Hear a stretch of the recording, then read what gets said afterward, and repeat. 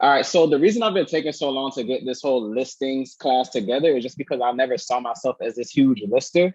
I've gotten listings before, I've worked listings, and I've worked to get listings, but I've never made it like a full-time all-in passion. So this class is just every single way that I've personally gotten a listing, how I went about it, how I found them, how I contacted them, how I closed the deal, and how I basically start to finish. Um, Let me figure out how to go to the next. Okay, there we go.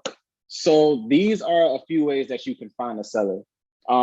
You can look out as you're driving around. If you see like a for sale by owner or for rent by owner sign, they're usually these like little red signs. They do come in other colors. More often than not, that sign is the only bit of marketing they've done. So if you take the time to stop and call the number on that sign, you may be the first realtor, maybe the first person that's called them in a while. Um, IMAP is a software we have through the MLS, our Miami board membership, and it's like a way to search tax rolls. IMAP is a great way to find sellers just because once you're in there, you can search foreclosure records. You can see who bought their home when. You can kind of see who owes how much, who's behind on their payment. It just gives you a lot of information. And with that information, you could create a list of who you think will be a likely, I guess, who would have the most potential to be a listing or a seller you could I'm not sure the best way to say this sentence, but IMAP is the where you would find a good amount of leads to go after listings. Facebook Market, if you have the Facebook app, at the bottom of the app, there's a little like an icon. It's like a little storefront. That's the Facebook Market. So if you go in there and look at the real estate section, a lot of the houses are listed by agents, but you can sometimes weed out the ones that are listed by the owner.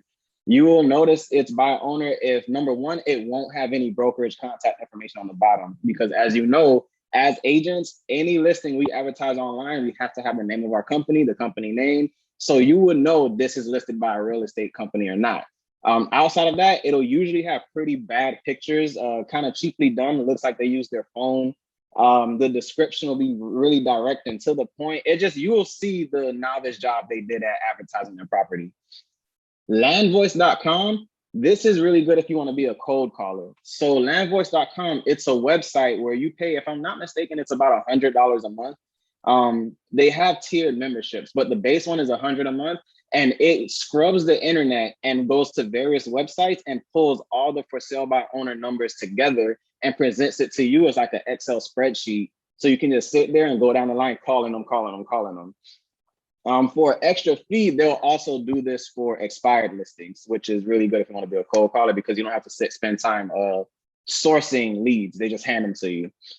The Deal Finder app, so that app won't actually find listings for you, but it's a good way to keep track of what you see on the streets. The Deal Finder app is like a geographic app in your phone.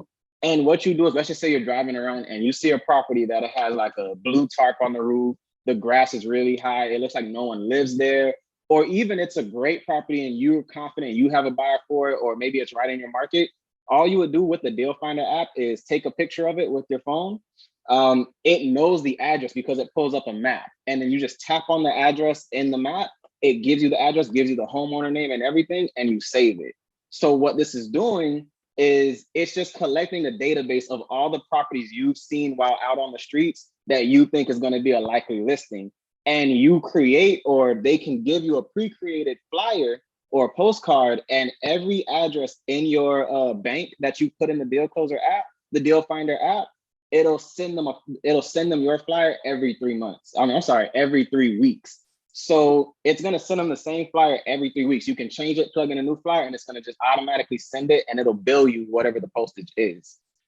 It's really good because it makes it hands off. You can do all of this for free without paying Deal Finder. I think Deal Finder is $50 a month plus postage.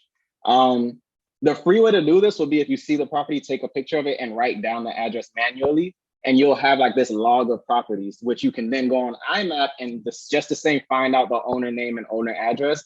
Deal Finder just kind of streamlines it and does it for you. So another training for another day on these, you can always reach out to these companies and they have their own trainings and webinars on how to use them and how to get better with them. Next screen. All right, so once you have your listing leads, means that you can contact these people. you can cold call them, which probably is the most effective and the most direct way to reach out to people. It can be the most scariest, but it's the most rewarding. My rules for cold cat calling, I would probably say more than anything, just be yourself, because people tend to really pick up on when you're being salesy and just being inauthentic, and that is a huge turnoff. A cold email or message will be if you're looking in the Facebook Marketplace. Maybe there's no contact number, or let's just say you're looking on Zillow, Realtor, one of these websites, and you found it for sale by owner, but there's no phone number. You can just send them a message. Honestly, just send them a message to the point. Hey, I see this property you have for sale. There's actually an inventory shortage, so I'm just looking for more properties that I could put on the market. Just wanted to see if you were interested in working with a professional realtor. You can say it however you want, however you feel it sounds more, I guess, organic and authentic coming from yourself. But yeah, I just shoot a quick direct email to the point, and if they respond to it, great, we move forward and I'll continue the conversation. If they don't, it is what it is. Just keep it moving. Consistency is key here.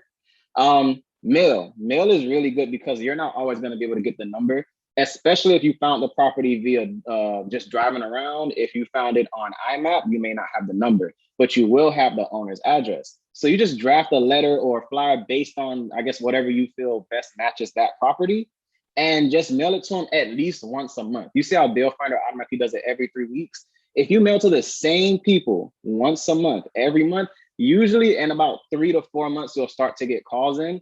But the key to mailing to sellers is not to just bounce around. You can't mail to this person one time, mail over here, switch it up over here. You have to have your consistent list, and you just hit the same people over and over and over, and you slowly add on to that list. Now your list is bigger, but you're hitting the same list over and over and over. It gets bigger, but you never remove people off the list unless you've actually just sold that property.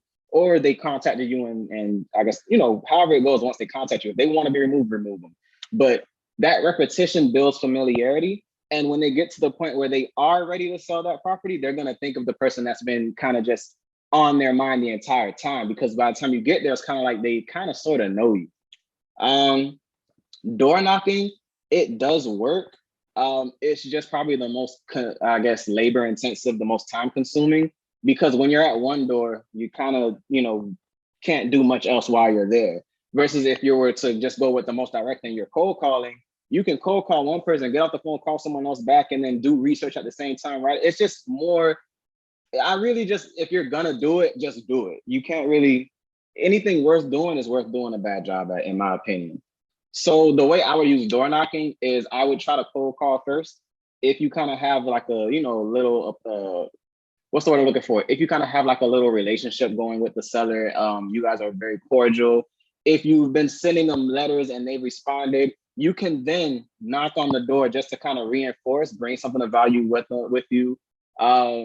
Maybe a CMA, maybe something that you just wanted to go over them with. If it's a short sale and they're really close to that auction date, it's a good time to go knock on the door, because you're about to lose this house. You're not going to go there and say that, but it's kind of now or never for them. And they may really just be scared to respond to your flyer because they think you want money from them. It's really easy for people to think that you're just after the money. When in reality, if it's a short sale, the bank pays your commission, not the seller. So a lot of people just need explanations and clarity before they can make a decision like that. Now, here is a list of people that I personally found to be likely to list their property. People who purchased their property before 2004, they likely have really low mortgage balances. 2004 is kind of the market was on its low end. That's before that huge spike in 2005. And hopefully, if they didn't do any loan modifications or refinances from 2004 to now, they should have a great deal of equity in their property, meaning they can really take advantage of these spiked rates we have, because they're going to walk away with a good amount of cash, can probably buy something flat out cash bigger than what they had, maybe nicer. Maybe they just want to move somewhere else. It gives them a really big opportunity for a new life, especially if they've been there since 2004 before. On average, the average people gets tired of the same house every 7 years. So on average, every 7 to 10 years, people tend to get tired and want to sell their house and move to another. So on that same note, if they purchased between 2008 and 2016, 2008 is kind of when we were coming out of that spike in the market. If I'm not mistaken, it was 2005 to 2008. I think it may have stretched all the way to 2014, but it wasn't as bad. So 2008 to 2016, 2016 is actually exactly 7 years from now, 2021. So if they've owned in this time, number one, they should have equity. And number two, because as we see, the market clearly is up now than from where it was. And number two, they've been there over 7 years. So they're about that time where statistically they're tired of this house and ready for something better, bigger, smaller, whatever it is. They want something different. People just naturally get tired of their surroundings after around that time. Uh, if they purchased from 2005 to 2007, this was a great time frame for short sales. A lot of people in this era did refinances, pulled out the equity from their home, and probably even bought a house with a really high mortgage. These are likely short sales. So all these little brackets, you're probably wondering, how am I going to find out when they bought their property? You can look this up on IMAP. I'll actually go to IMAP in a little bit and kind of show you how it works, but IMAP itself is going to be another class for another day. So if you're going to send a flyer to these people, the 2005 to 2007 who may owe more on their property than it's worth, I'll just send them a simple letter or a flyer asking, do you or someone you know owe more on their property than it's worth? We can help you sell it. And the reason I word it that way is because not if you just say, do you owe more on your house than it's worth? It's kind of, people don't like to just admit to things like that. Is some people get embarrassed. Some people just feel like, you're looking at them like they're crazy or stupid. So I say, do you or anyone you know, because it kind of takes the pressure off. It's, well, actually, yes, I do. And they could be saying, yes, I do to me or someone I know, but what you got? Are you going to help me or not? So the we can help you sell it, they're going to it for over market value. What are you going to do? But really, we're just going to help them with a short sale. And from there, you're just explaining what a short sale is, how it works. Another training for another day, but you're welcome to do the research from now to start looking at what a short sale is and how it works. It's basically, if they owe more on the property than it's worth and they can't afford the payment and they can't get out of it to move into something more affordable, the bank will agree based on their circumstances and the value of the property, let them sell it. The bank will take whatever they get out of it, and they'll just call the balance as a loss, because if they foreclose on it, they'll probably get less than that anyway. And they'll just let the buyer or the current owner home free. And instead of having a foreclosure on their record, which is going to be there for probably, who knows, maybe 10 years or something, there's a short sale. And after 2 years or 3 years, they can buy another property with another mortgage and everything is good. So it's a really beneficial thing. It doesn't cost them anything out of pocket. The bank who holds the mortgage will pay you your commission. So highly suggest going after these short sales. It's a really low-hanging fruit, and they're more inclined to list with you because you really aren't charging them anything. They need to get out of this. So I really look at that. Landlords with non-paying or problem tenants, they're just waking up every day to a headache. So these are going to be either a rental listing or a sales listing. Some landlords, they've just been in it so long, they're tired. They don't even want another tenant because they don't know what to expect. So they're like, just sell the property. Another situation would be they have tenants, they're in the middle of evicting, and they don't want to leave the property vacant too long. So they'll let you know, look, I have a tenant moving out, or I'm trying to get this tenant out. You can help them get the tenant out by referring an eviction attorney. Your license also allows you to help them write the 3-day notice and everything, because that falls under property management, which we cover. But usually landlords with problem or non-paying tenants, they just want them out as fast as possible, and they don't like their properties to sit vacant too long. So they either want to get someone in there right away or just sell it and just free themselves of the whole headache. And once they do, they got a bunch of money, which you can then see if they want to buy something else with it. Like I was saying, landlords with vacancies, they're always going to want to fill it, because they have, even if it's paid off, they're going to have to pay the taxes. They're going to have to pay to keep the lawn mowed. The ACE, it just has to still be maintained, whether there's a tenant there or not. So it costs them money. It's not on here, but buyers also tend to be listings. If you ever come across a buyer or someone who's looking to rent, I always get in the habit of just asking, is there another property somewhere that you need sold? Sometimes they have a property that they're just in foreclosure and they got a sale date coming up, so they're just trying to run and hurry up and get into something else before this really hits their credit. Just asking those simple questions they can come up and just say, actually, yeah, I have a house in Fort Lauderdale, but we're getting the foreclosed on next week. You can help them by going to the courthouse, telling the judge you want to do a short sale. they'll likely grant the extension and then you just get to work. So no matter what their situation is, find out if there's another house out there that they're trying to vacate or run from that you can help them handle. If a property needs too many repairs, this goes back to that Deal Finder app. If you're driving around and you're seeing a house with tarps on the roof, the grass is too high, those windows broken, it just looks horrible. Maybe there's a squatter, there's clearly homeless people in front. Go on IMAP or Deal Finder, find out who the owner is and try to find a way to reach them. Because if that property is just sitting there, someone is on the hook for that property. Someone's on that title. Someone's paying those taxes. If they are, someone might even be paying a mortgage on it. And they're just overwhelmed. They just can't turn the property around because of how much it really needs to be done. Divorces. I've personally gotten several listings just from having divorce attorneys in my network. A lot of the time, part of the divorce process is you have to sell the property and split the proceeds. So they're always looking for a realtor. So to get in this, I personally found it easier to find and get in good with the divorce attorneys than to look around for people getting divorced. It just makes you less shark-like, you know? So getting good with some divorce attorneys, really, most attorneys really, because even if someone just got out of a lawsuit, they got a stack of money to invest. But for the sake of listings, divorce attorneys tend to be the gold mine when it comes to this.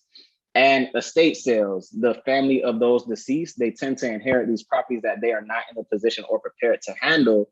So they're usually ready to sell. A way to find these would be in IMAP as well. There's a way to search for anything with the word trust or estate in the name. It's more often than not, someone died and someone inherited the property. I might show you IMAP now real quick. I think while we're on subject, because I think we're gonna get off subject. Let me see. Yeah, see, we got off subject. All right, so let me show you IMAP real quick. I'm on slide 4, so I'm gonna come back to slide 4. We're gonna put that down. And IMAP should be here. And let me bring it over here, if I can. What's going on here? Oh, cool, okay. Can you see this? I hope you can see this. So this is IMAP. And if you look in IMAP right here, it says tax search. This is just searching for any property, just like in general at random, I'm looking for a property. If you specifically want to look for those in foreclosure, you click right here where it says foreclosure search. What's going on here? Foreclosure search. So now everything here is going to be in some type of foreclosure, and you're just going to put what county it's in. You just got to be mindful to just make sure you're in the right county. So Broward and Miami-Dade. We'll go to Miami-Dade just for the sake of education. So let's just say, honestly, everything here is going to be in foreclosure, but I want to narrow it down. So I'm going to say I want to see people who are in active list pendants. Let's find it, L. List pendants. L. Okay, hang on. It might be in tax search. Let's see, tax search, list pendants.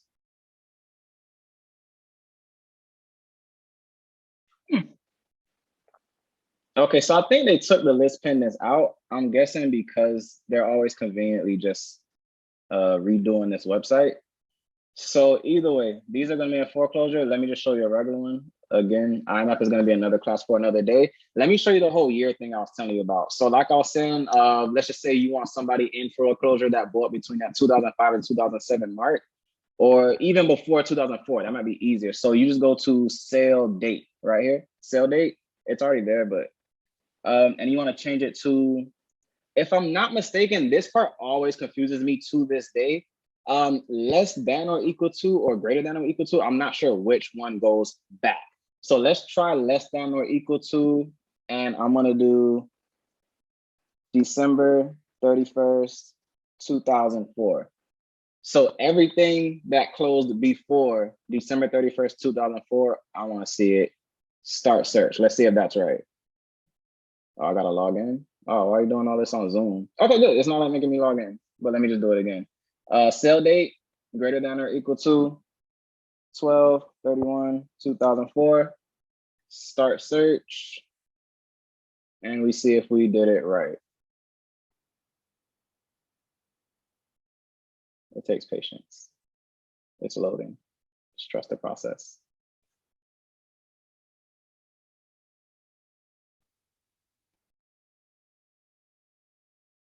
This is why IMAP needs to be its own training because it will be here all day. There we go. Okay, so we look at okay, so I did it backwards because you see these sale dates are after 2004. So we go to refine this search and we switch it. That means we want less than or equal to. That's going to be before. So greater than or equal to is after. So less than or equal to, oh Lord, I forgot about this little wait time we got going on here. Okay, cool. So like we said, this one sold 2000 and 2000, this one sold 2003. So we got 5,000 listings in Miami Gardens in the Dade County area that sold before 2004. So we can narrow it down a little more. And what we're doing is we're just kind of filtering all of this down to just find our ideal area. So let's just say, all right, that's too many people. I only want people in a certain city. So property city, we're in Miami-Dade, contains, let's say I only want people in Miami Gardens. Miami Gardens. So now I'm only gonna look at people who bought their house in Miami Gardens and closed before 2004. Let me see it. Don't take long. And then you wait, you let it do its thing, it's searching, it's thinking. Okay, so there's still 5,000. We can narrow this down more. There's always gonna be a lot just because you gotta think these are condos right here. So there's so many condos where the building was built that long ago and then, so we can narrow it down some more. So refine this search. And as you can see, the options that you can refine, there's endless. You can say, I only wanna see houses with 3 bedrooms. I only wanna see houses with more than 1 bathroom. I only wanna see houses that are only a certain square footage with property square feet, right? Property, You don't hate when you say something like an example and you don't see it. It's okay, it's here. Just trust me, it's here. I'm not gonna spend all this time on IMAP, but as you see, everything you'd wanna narrow by, it will let you narrow it and it'll give you your perfect opportunity. And let me just go back just to show you what you do after you have your list of perfect options. As soon as it loads up, bam. So let's just say, I don't want this one, so I take it out. I don't want this one. So whatever it is, you're gonna have a set number. And with that set number, you come right here, create mail labels. Bam, right? Now, if you wanna send something to whoever's living in the house, whether it's a tenant or not, you hit occupant. If I wanna send it to the owner, I hit here and it's gonna change the address. So right here, it's just gonna say occupant. Right here, it'll say the owner name. Oh, get that out of here.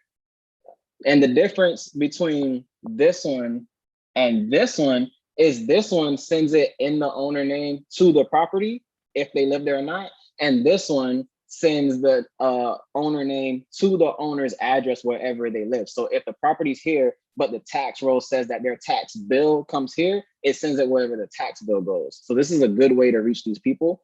Avery 560 is that regular label paper. You just, you can print it as a PDF or however you want to print it. I'll just do PDF and then you generate the labels in PDF format, absolutely.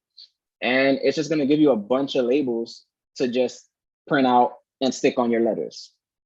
All right, or you can also send the, I think the post office likes the CVF or CSV file. Here, let me show you what you, oh, it won't even let me show you, it's okay. But that is IMAP at a glance. So let's come back into our listing presentation. If I can figure out how to play from current slide, there we go. Hey, we're back. All right, okay, we finished this slide. Let's move to the next slide. Bam. So when it comes down to calling these for sale by owner signs, or really any calls for that matter, what I do is when I'm driving and I see a FSBO or FURBO, that red sign, I'll either, if it's coming up, I'll take a picture as I drive by, or I'll pull into the yard, get out if I got time, and I'll just sit right there in the yard and call, and I'll say, hey, I'm calling about this property on whatever street I'm on. I see you have a sign here and I just wanted to get some information. I'm a broker. And they just ask some questions, start a generic conversations.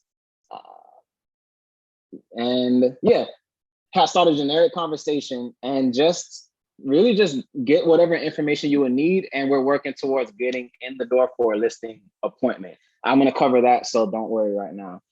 Sometimes these signs are the only bit of marketing they've done. So usually when you see that sign, that's all they've done. So I think I've said it before. You may be the first or the only person to have called them. So they're like just thankful that you're here to help. You're like a savior sometimes. Another thing I'll do is if they're outside, I'll just pull up if I'm dressed nice. If I look crazy, I'm just going to keep it moving. But if I'm dressed nice and they're outside, I've stopped and talked to them about the property very fluently, not trying to be salesy, and just flat out asking, well, what are you asking? I can help you sell it. I can help you rent it. And they'll often say yes right there on the spot because they're just ready to go. They're tired of it. They don't know how to look for a realtor. And you came up to them making their life easy. Be direct and personable, like I was saying, be yourself, because people pick up on when you're trying to do like a fake voice or a certain accent or just trying to be salesy or this like business person or salesperson. Just be yourself and talk to them person to person so they can see you're a real generic person with nothing to hide. That's usually what they get out of that. When you're trying to be salesy and trying to disguise how you really speak, it feels like you're hiding something. So trust is definitely a big factor here. Offer something of value in exchange for the appointment. And then when you're asking for that appointment, make sure whatever day and time they schedule you to come by, make sure both owners are going to be there. For example, if it's a wife, husband, and only the wife is going to be there, you can't do anything because you need the husband there to also sign the listing agreement. If it's two people, even if they're unrelated, if there's two owners, they both need to sign your listing agreement for you to do anything. So just to save time, you don't want to have to explain it to one, get that okay, and then the other one comes around and they're like, no. So just knock it out one time, meet both, get it done. Ask questions about the property for your research. I'm gonna go in depth on that as well, but you just want to ask as many questions as you can just to get the full backstory of the property so you know what it is they're hiring you to sell and their goals. So like I was saying, you want to offer something of value. Some things of value you can offer is you can make up a for sale by owner help kit. This is something I have that I can send you to kind of refine, but a for sale by owner help kit is something that you can really just make yourself. It's anything that you can kind of put together that would just give them some tips to sell the property on their own. And the reason you're going to do this is just it's a way to show you know what you're doing. You're giving them some things that they didn't even know or thinking about. If they do sell it, no harm, no foul. That's great. That just means you give great advice, and then they feel as though they owe you something. So they just remember you as the go-to realtor that helped them do it. So if not this deal, you may get a referral out of it. You may help them buy their next property. You may get another listing out of it because you're such a good lister. More often than not, even if you give them good advice to get it sold, it won't get them protected. So you can still come in and say, well, look, you see my advice is good. I can do that plus this, this, and this. I can also host an open house. I can get your property advertised to many more websites than you ever could. I have an expansive network. I work with cash buy. There's so many other things. Just the fact that you've been to this sales table so many times before, have seen these issues before, and you know how to get through it, that's the reason they hire us. It's not so much just because we can find a buyer, it's because we can kind of keep everything at a certain level through the transaction. So questions that you'd want to ask in order to get prepared for this listing agreement. 1 second. I actually think somebody's trying to get in. Let me make sure. What am I looking for? Zoom. Oh no, we're good. Okay. And then play from current slide. Okay. So you'd want to know, are there any upgrades you've done, any repairs needed? This is good because when you're doing your comps, you're going to need to know, okay, well, the subject property, the kitchen's been redone. The subject property needs a new roof. If you're just running comps off the address alone, when you look at these comps, you're going to see that even if they're in the same neighborhood, the same street, and the same layout, the numbers are still going to be all over the place because there's going to be a difference in quality, a difference in what needs to be fixed. One's going to have a new kitchen, bathroom, and floors. Another's going to need everything. So that plays a huge role in where you price it. So if the subject, the property you're selling, needs a full renovation, and they're telling you they want the same amount as a fully renovated property, you need to know these things so you can do your research and just kind of print it out and show it to them. Well, here's why I feel the way I feel. Why will you feel the way you feel? And we can go from there. Ask them, do you have a deadline? Is there a certain time you need to be moved in by? Is there a certain time that you'd like to have everything done? Are you not in a rush? Do you want to just take as long as it needs to get a certain price? That helps you in knowing what they're expecting. If they're in a rush, you know not to drag your feet. If they're saying they got plenty of time, in fact, they need more time, don't rush them because it freaks them out. So just kind of knowing their goals in that aspect makes it easier to kind of gauge yourself to fit what their expectations are and make them happier altogether. What's your goal after selling? So you want to know, once they sell this property, are they going to try to buy something local? Are they going to try to just rent? The reason being, so often do people sell with one agent and buy with another just because they didn't know that their selling agent also helped with buyers. They just assume you only do the one thing. So if you just kind of tell them and help them, you can. If you flat out don't want to deal with that and don't want to work with buyers at all, that's fine. But I would still try to hold on to a little extra dollars and maybe refer them to an agent that's going to help them. Even if they're going to go to a different city or state, you could tell them, well, I can help you by finding you an ideal agent up there. I'll check their reviews. I'll check their track records. And now make sure you get someone just as good as me. That's reassurance. And it's another benefit they get from working with you. You want to verify basically the property layout. You want to know, all right, I see what IMAP says. IMAP says it's a 3-2 with 1,500 square feet, but ask the seller, how many bedrooms do you have? How many bathrooms? Do you know the square footage? They may not, but whatever their ballpark is. If they tell you it's a 5-4, but IMAP says it's a 3-2, now you know I need to ask these people about some modifications. Well, did you expand anything? Did you add rooms? Did you do it with permits? All of this is kind of, you need to know this so you know how you can price it. You need to know who you can sell it to. If it has a bunch of work needed, you're going to know you can't flat out sell it to an FHA buyer. They may not be able to qualify with the work needed. Ask them if there's a mortgage they need to pay off and ask them if they know the balance. They may not, but they may know a ballpark figure. And with that number, you're going to know when you're doing your comps if they owe more than it's worth or not. So that means that's how you're going to know if it's a straight sale or if you have to negotiate a short sale out. So that's another bit of important information. Also, you'll see if there's enough money for them to sell it and pay you your commission. Because if they only have enough to sell it, but can't pay your commission after paying off the mortgage, it's kind of not much use. You know, it's like, why are you there? What are you there to do? Unless they pay you like a couple $100s, which I don't think is worth your time. I think you guys are too smart and do too much for that. If it's a rental listing, I personally like to always ask, are you familiar with Section 8?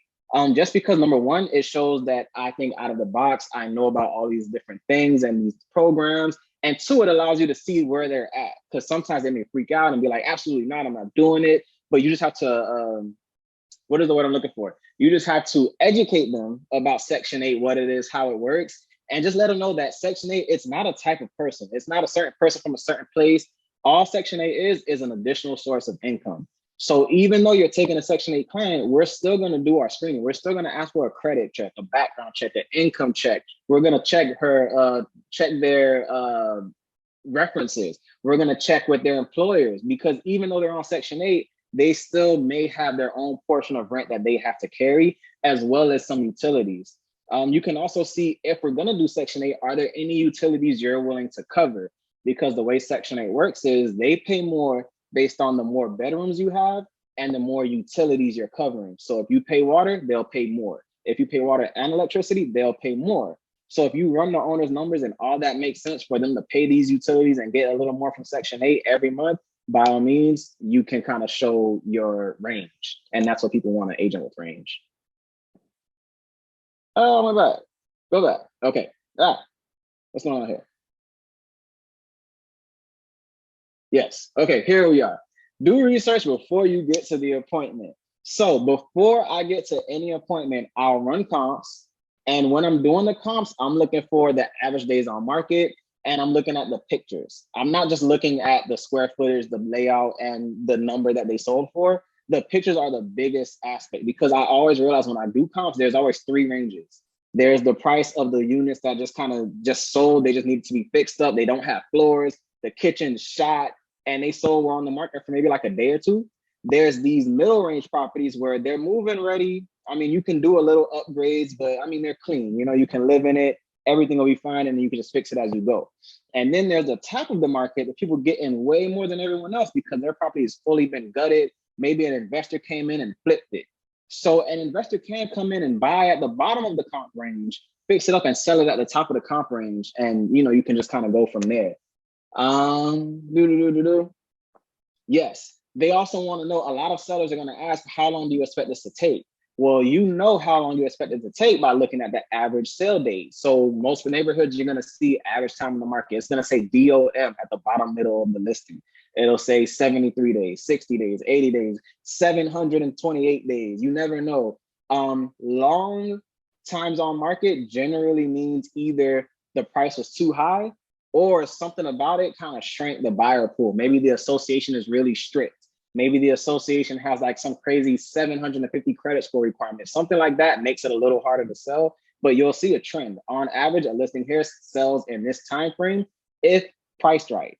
So if you see a trend and your listing is on the market longer than this trend, you might not be priced right. That's usually the biggest thing when it comes to time. I personally like to run rental comps with every listing, just because if I'm selling to an investor, it lets them know on average like what they can expect as far as a return, a cap rate. Sorry.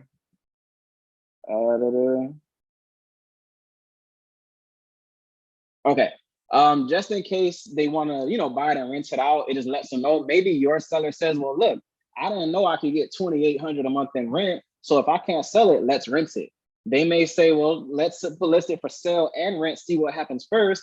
The sky is really the limit, but I just like to know all numbers with a property. If I'm selling a property, you never know who's going to come around. So if a buyer comes up to you asking, how much can I rent it for? It will be nice to have an answer. Also on that note, if a buyer comes in with a low offer talking about, well, the rents are only 1,500 a month here, you can say, well, actually, I ran the comps and they're whatever. So that really helps to just know. You want to know as much as you can about your listings.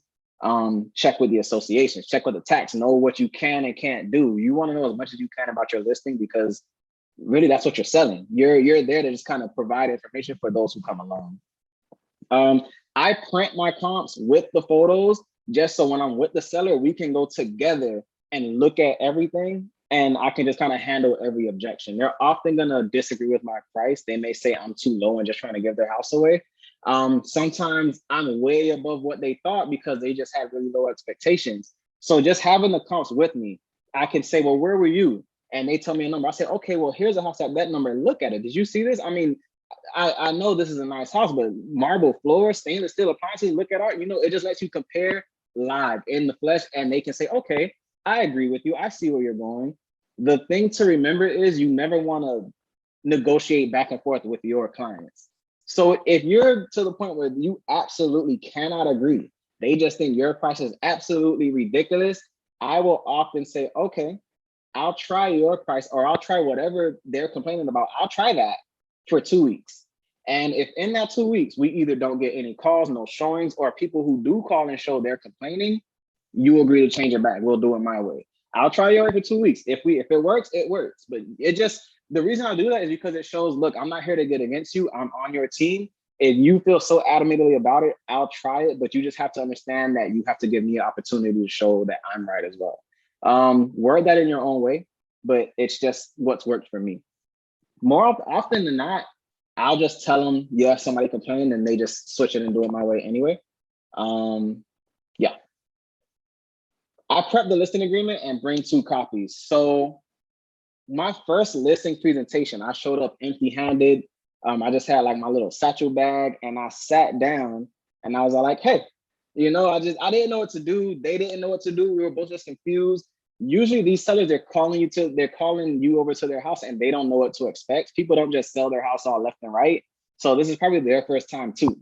So I like to just kind of control the entire situation from start to finish and not leave much for them to do or ask unless they actually have a pertinent question. So by having a listing agreement and everything with me, I already know what the numbers are, I already know what the terms are, I know what's in there. So we just got to go down the line and just kind of go over everything. And the last thing I do is I'll create a creative listing presentation. I emailed all of you guys a copy of the listing presentation that I use. The real only reason I use it is just to kind of control the flow of the appointment, because the biggest thing that's kind of frustrating to me is when I get there and I'm confused myself. I know what to do, but because I'm there, maybe something threw me off. I'll walk in and there's like a freaking German Shepherd growling at me. That throws me off. So I need a listing presentation just so I have something in my hand that I can just use as a guide. I'm not reading it page by page. I'm just using it so I know, okay, talk about how you take professional pictures. Okay, talk about how you put it on this website. You're going to see my listing presentation in a few minutes, but it's strictly just something that I know to stay on pace, stay on track. And it shows them this guy knows what he's doing, or this woman, this person knows what they're doing, and they got a freaking pamphlet. This is great. I print it out and I'll put it like, I'm not sure if you guys know those little presentation books. Like back in the day, we used to use them in school. I don't know how old you guys are, but like if you had a book report, you know, the little plastic and you put a little spine on there, or even spirals. It's just like, here's a book I made you. It looks like I published it and I wrote it. It's just nice. It's a nice thing and they like it. I'll leave it with them, by the way. Now, on the subject of listing presentations, what it is, it's a creative presentation just to guide the pace of the meeting and show why you are the agent for the job. The biggest thing with the listing presentation is this is your first opportunity to show how you sell. So this is your opportunity to sell yourself. With that being said, there are no rules to a listing presentation. Our agent, Sheik the Geek, he would go out and he had a projector. He made like a full feature film presentation talking about Sheik and why he's great. He'd walk in and he put together this whole experience of luxury and niceness. He'd go around closing their windows and just project his damn presentation on the wall. And that's wowing. And they're like, well, if he's willing to do all this just to come here and show us how he sells, I can't wait to see what he does to actually sell the house. Mine was pretty simple. I just printed out like a little book report and I'll just go page by page and show it to you, and you get to keep the book. I've seen people, they show up with little flowers and they put money in the flowers just to show, you know, like whatever, the sky's the limit. As creative as you can get, you just got to be careful not to, you know, have any fair housing violations or anything like that, anything offensive in it. As long as it's okay. Some people, whatever you want to do to present your listings. If you want to take people to Cheesecake Factory and have a listing presentation sticking out of the cheesecake, I don't care. If it works, it works. Sky's the limit. Get creative. 2021. Keep it direct, to the point, and engaging. Do not have these people sitting there looking at your presentation for an hour. They will completely check out, and all they're going to start thinking is, I can't wait for this to be over, for this person to leave. If it's engaging and quick to the point, they're ready for more. They're like, well, where's the agreement? Let's keep it going, you know, because they just want the buyers to be just as engaged. If you turn them off, you're probably going to turn off the buyers, which they don't want. In it, the biggest things to include a little bio of who you are, where you came from, how you got to here this point, how you sell, whatever you want to put in there. Your plan of action. So you just want to show in there that they can go back to, and they're going to say, oh, no, she said she's going to do this. They said they're going to do this. Here's exactly what they're going to do. Don't lie in it. Don't put things you know you're not going to do, because then, you know, it's in writing. You're telling them this is what I'm going to do. I like to include photos just because it makes it less boring. People like to see pictures. It kind of breaks up the words. And like I was saying, in the back of my presentation, or at the end, that's where I'll have the comp. So after that, after you're all excited and ready to go, now let's talk numbers. Let's talk about what we think the property's worth. And if you guys agree on a price, why would they agree on a price with you if they didn't want to list with you, right? So great, let's go over the listing agreement. So I'll instantly go straight to the listing agreement, and I'll go line by line, page by page, and I'm explaining, here's what this means. Did I spell your name right? Okay, this is the right address, right? All right, so the commission is going to be 6%, $3.95 transaction fee. Any questions on that page? No? Okay, sign right here. Next page. Explain. Any questions on this page? No? Okay, sign right here. And you just keep going until they stop you. If they don't stop you, get the listing. Honestly, it's that simple. I don't try to overdo it or make it too complicated, because then it just complicates it for them. And they want ease. They want ease of access. They want comfortability. They want to know this is a real person. I know what to expect. I'm not going to get any surprises. This listing agreement is free to cancel. I don't charge anyone to cancel their listing agreements. If you want to, you can. But from my experience, if someone wants to fire you, let them fire you. They will find a way. So just don't make it too crazy or stressful on either of you. Just the same if it's a buyer. If they want to go. I'll never try to force anyone to stay with me. Once you get to the appointment, arrive early and wait to be invited in. I personally don't like and don't think people like when you show up to their property 30 minutes before an appointment and knock on the door, just because that's usually the time they're preparing for you. So they may be cleaning, they may be cooking, they may be having their final dinners, settling the kids down. So when you get there obnoxiously 30 minutes to an hour in advance, ready to go, you're like, let's do this now. I don't care what time we agreed to. It's kind of arrogant. It's nice to just be outside and just send a text. Hey guys, I'm outside. No worries though. I'm taking a call. So just whenever you're ready for me to come in, let me know. You know, even if you're not on the call, just make it seem like you're doing something. So like, I'm not waiting on you. You know, whenever you're ready, I'll come in. It just makes it seem like, okay, great. He's here early. He respects our time, and he's letting us finish what we got to do before he just comes barging in. So it's a comfortable greeting. Love it. Um, when you get there, have a meet and greet. Hey, how are you? Introduce yourself. I'm Khalid, if you haven't already done so. Or hey, it's nice to meet you in person. Oh my God, yes. Oh yes, love the dogs. Whatever. Have your presentation in your hand. It's just best to just have something in your hand because they're like, what is that? I want that. Don't give it to them though. Just have it in your hand and just can you show me around? You know, just instantly you've taken control of this appointment. So you're there, you're pulling up. Hey, I'm outside. Just give me a minute, whatever. Let me know when you're ready to come in. Hey, it's me. Oh, yes, pleasure to meet you. Oh, I'm so happy to see you too. Have your agreement, right? So, yeah, here's my little agreement. It's in the hand. And then, do you guys not show me around the house? Just because you need to know. And when you get there, you're looking around, you're oohing, you're on, and then just ask questions. So as you come into a room, oh, there's a stain on the ceiling. Question, is that an active leak? Has that been leaking long? Whatever, whatever. Move on to the next room. They're gonna ask you, oh, do you think we should do this, this, and this? Just say, I would. So if they're telling you, we're willing to fix this, we're willing to do this, I personally never like to go back and forth with them. I don't like to say, no, don't fix that. If they're willing to fix something and want to fix something, just say, yeah, I mean, I would. If it was my house and I could fix it, I'd fix that. Just, it makes your job easier. So why not? Once you've done with the tour, once you've seen everything you had to see, you've asked whatever question, because these questions are going to help you with your presentation. Ask, where can we sit? Can we sit right here in the dining room table? Sit, and that's when you go over your listing presentation. You're not going to just say, now let's go over this presentation. The way I do it, I say, now let me explain to you guys how I work. Here's how I operate. Here's how I sell properties. And that's when you're going over your listing presentation. And in doing so, you're not reading it word for word. You're just summarizing it. You're just going page, explaining what's going on this page. And because you're telling like, this is yours. I made this for you. I just wanted you to see how I operate, how I take order of things, how I like to be organized, you know? So just a brief overview of what they can expect working with you.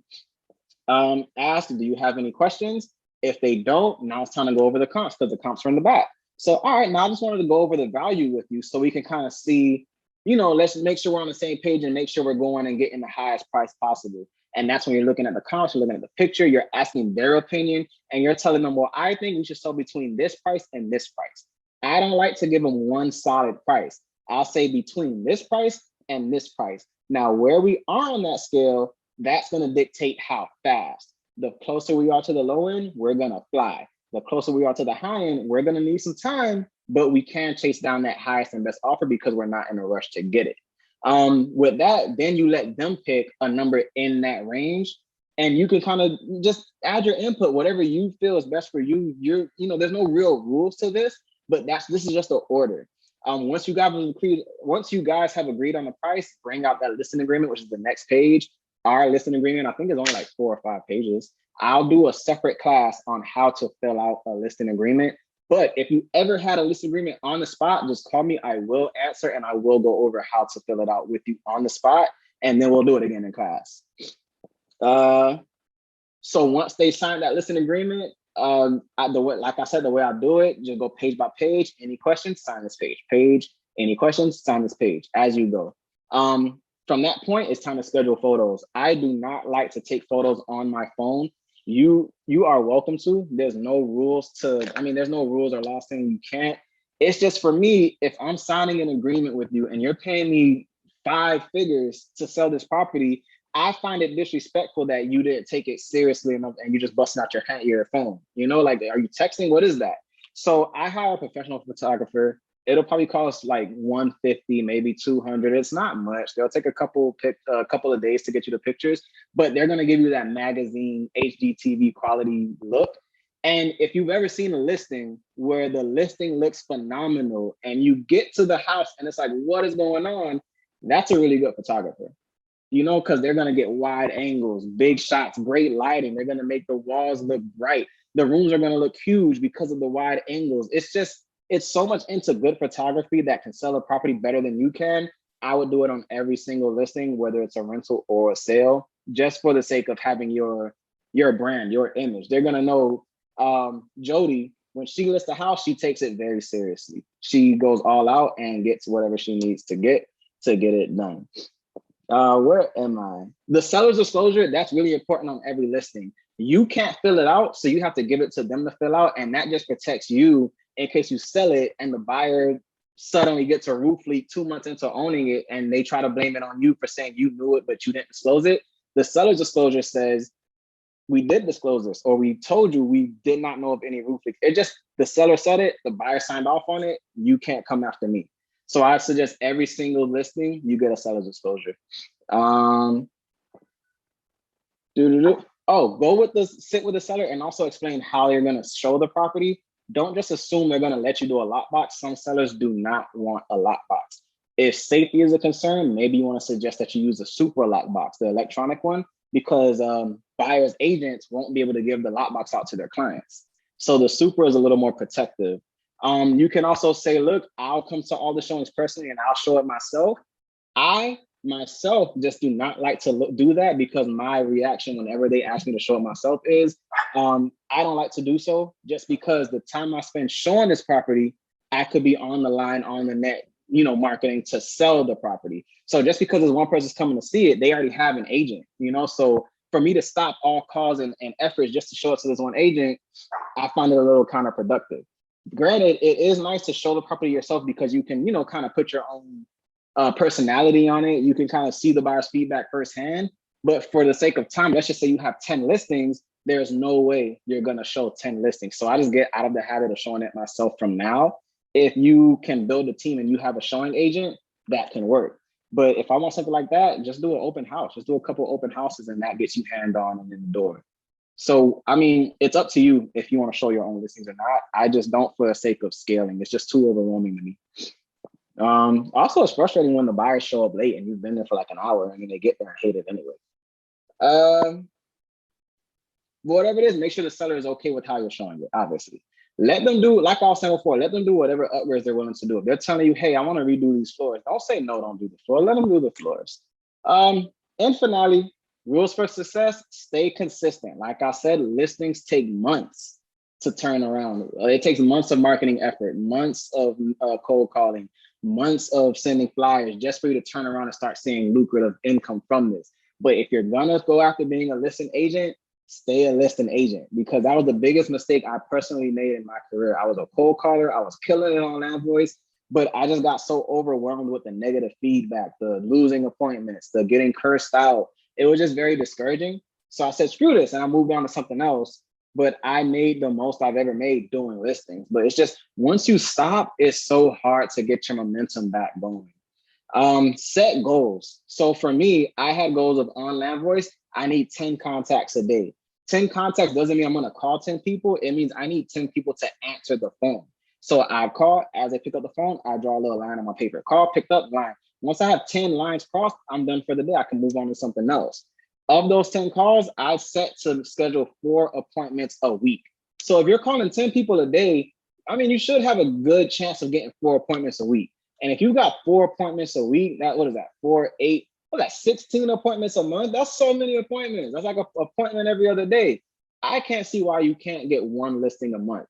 And the reason I say 1 listing a month can bring you 100,000 a year is, let's just say on an average price of 250,000, which in this market, that's a low sales price. That's a low budget in this South Florida post-COVID market. Just off of that, let's just say you get one side, 3% of that, 3, 6, 9, no, 3, 6, 7, 8, like 8 or 9 grand. I'll take that. So you do that once a month, 12 months in a year, you're at 6 figures right there. Off of that, if you do an open house, now you have buyers coming in.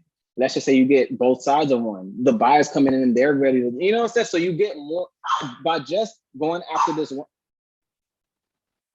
Cheer. Okay. Thank you. Don't pay no bills. Not one. Sorry. Rude dog threw me off.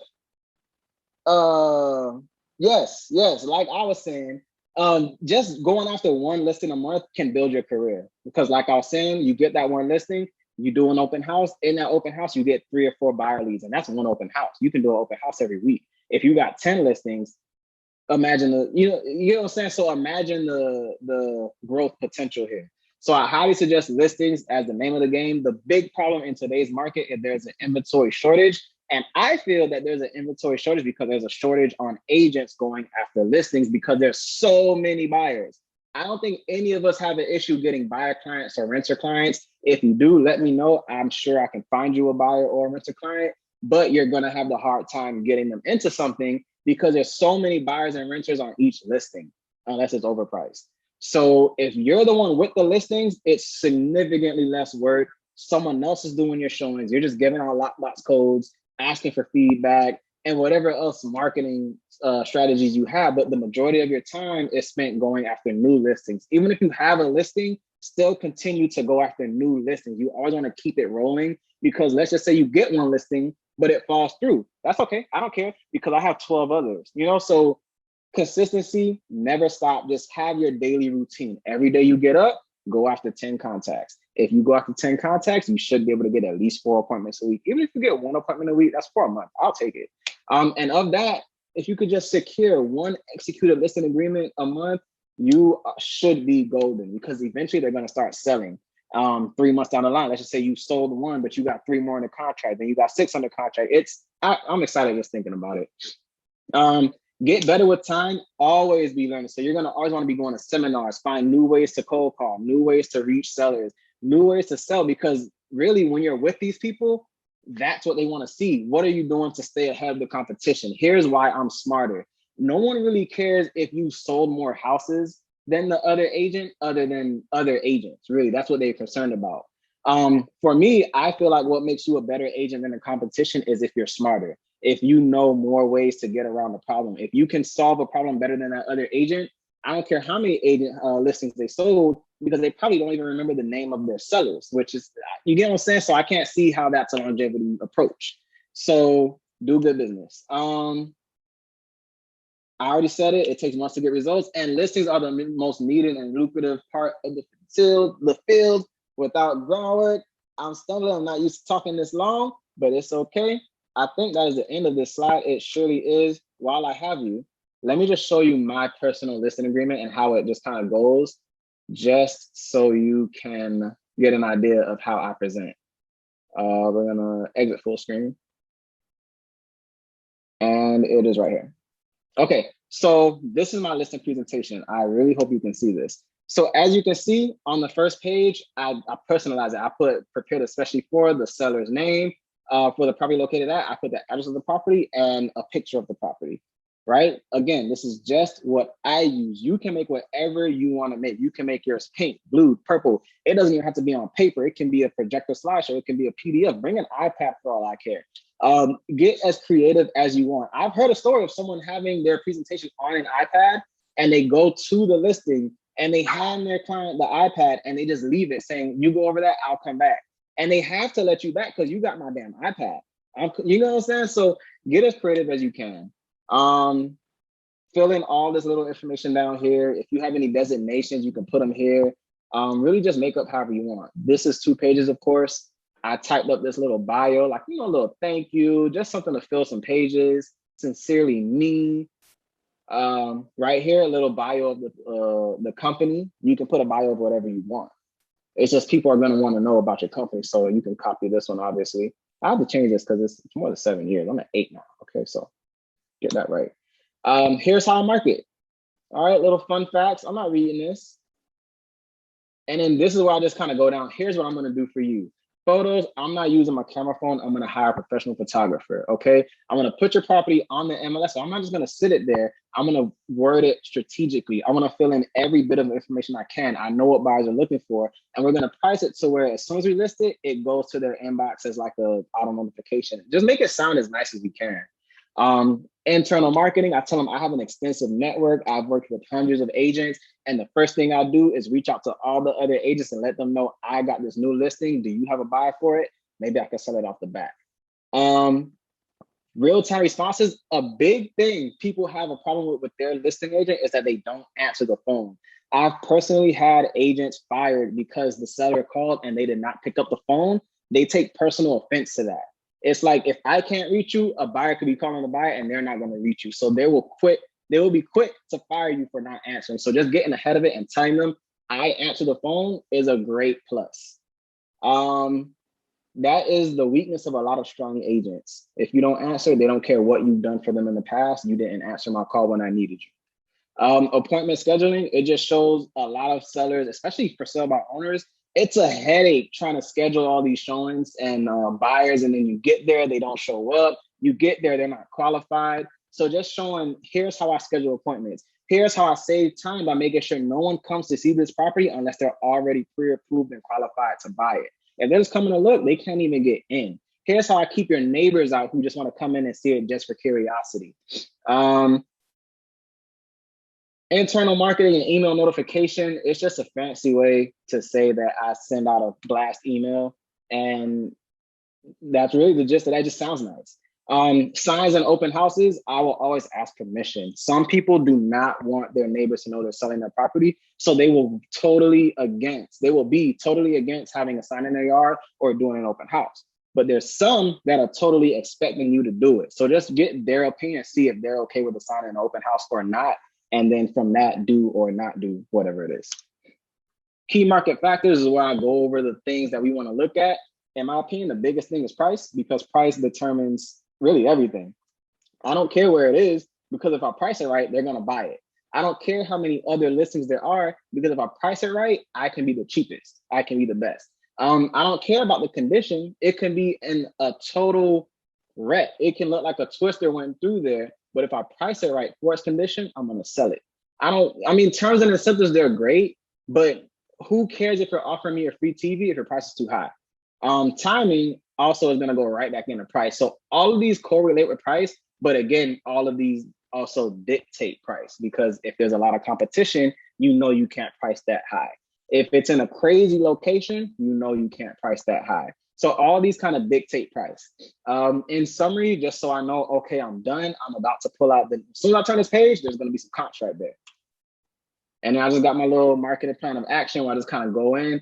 Here's my month worth of work. Here's exactly what I want to do. The first week, I'm going to put on MLS, get pictures, blah, blah, blah. The second week, I've honestly never invited local realtors to tour the house, but some of them end up doing it anyway, so it works out.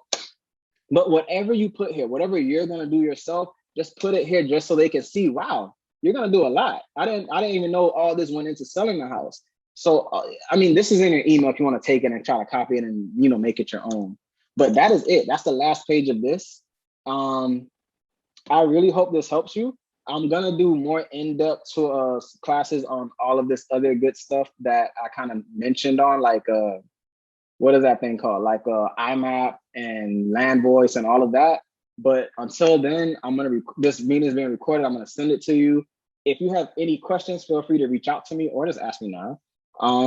That's really it. I'm going to end this meeting if you don't have any questions. You good? I'll wait a couple minutes. I think you're good. All right. So that's that. Have a good one. And I'm going to send everyone a copy of this training. Take care and good luck.